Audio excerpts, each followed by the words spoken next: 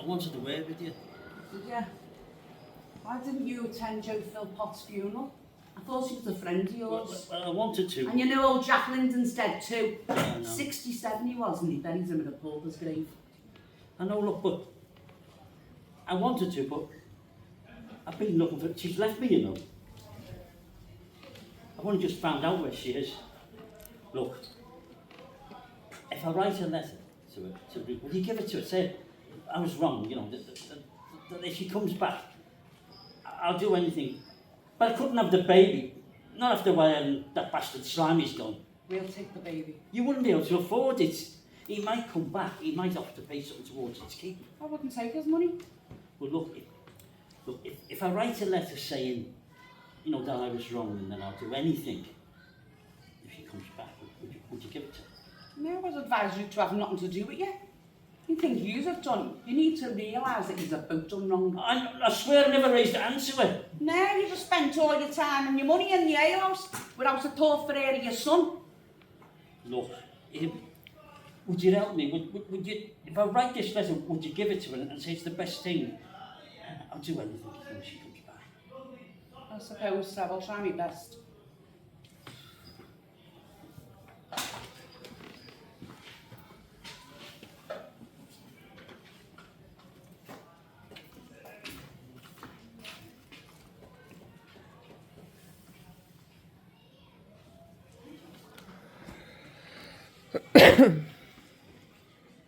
In October, Sir Graball Dean Clothesland, Tory, and his rival Alderman Adam Sweater, Liberal, were standing for election for the town of Mugsborough.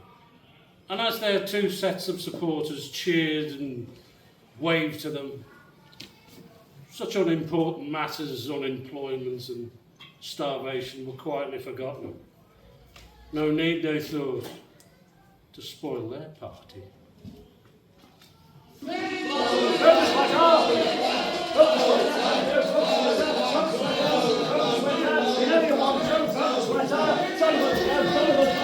I can count on your vote for Sweater.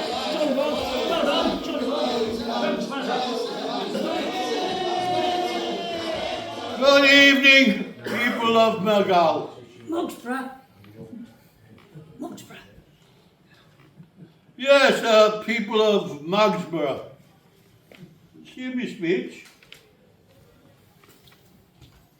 Oh, just right.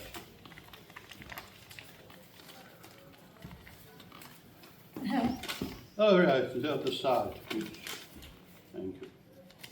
People of Mugsborough, with damn glasses.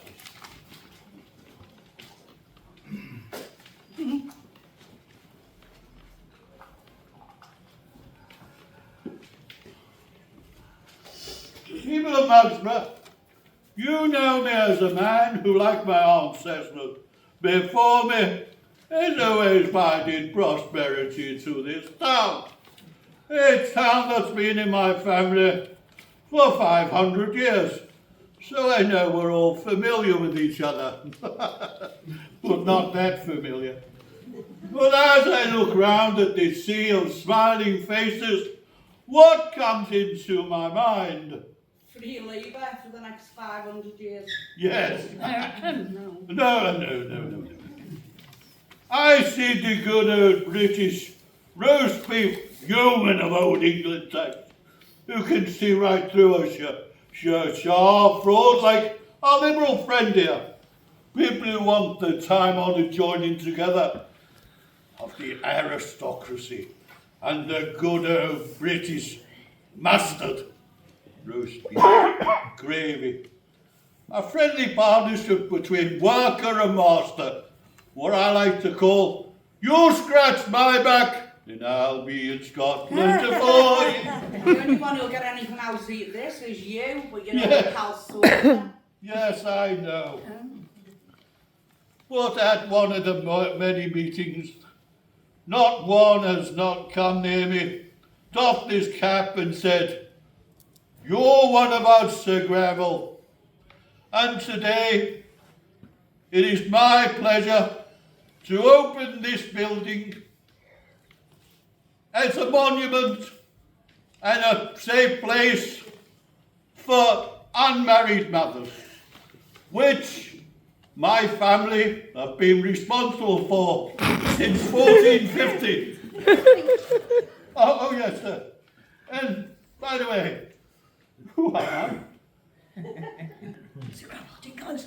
Oh yes, the Gravelly Closeland. More unapproval from our Tory candidate here. People of the Munsborough, they want words, they want action. And the Liberal Party is a party that will give to them. A party I'm proud to represent. A party of common sense. A party that will give you a fair deal. What about the electric light fiasco? That was nothing to do with us. The socialists urged the council to buy it.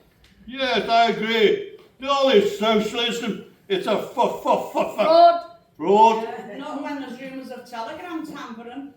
There's your socialist troublemakers. Now there's the Grabble and I are on opposite sides. And I suggest we join together and form a coalition against this Grabble. And besides, there wasn't anything legal in it. Illegal. Oh, illegal in it. I agree with you. Let's get this scum off the... Throw him in the damn Let's river. throw these other swines in the river.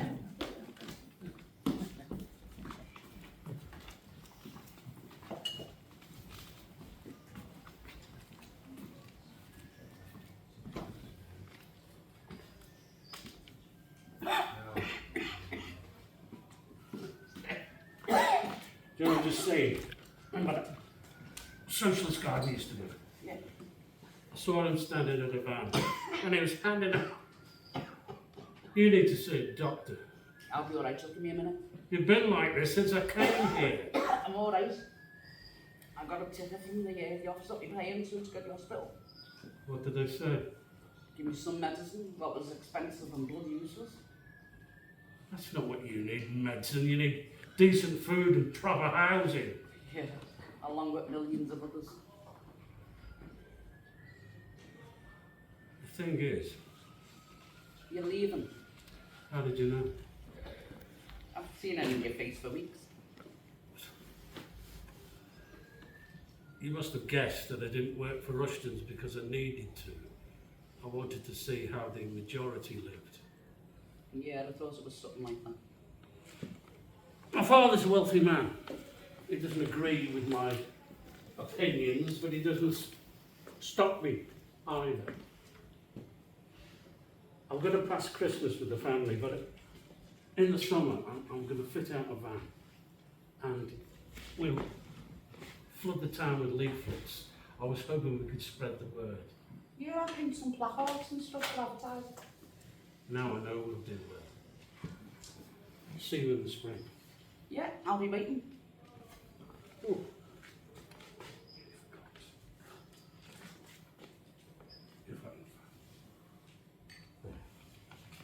What's this? Why don't you open it and find out?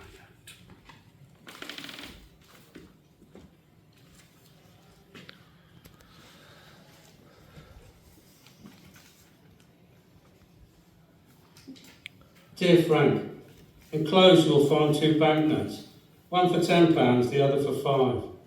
The first I beg you'll accept from me for yourself in the same spirit that I offer it, and as I would accept it from you if our positions were reversed. If I were in need, I know that you would willingly share with me whatever you had, and I couldn't hurt you by refusing. The other note I want you to change tomorrow morning.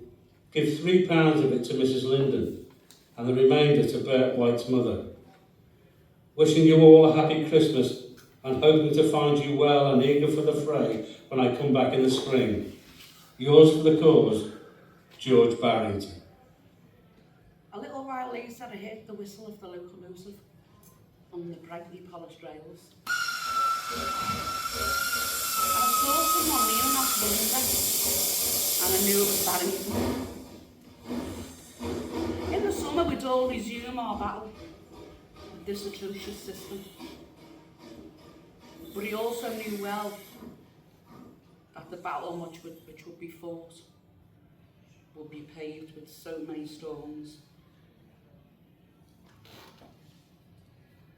And as I just lay there, I recalled Philpot's tragic words.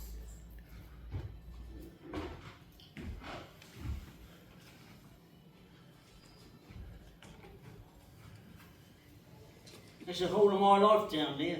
The shop where I was apprenticed, the church where I went to Sunday school as a boy, and where I was married as a young man, the graveyard where my wife is and all my loved ones. And you know, on a day like today, I think maybe I'll be better off down there with them. Almost a relief.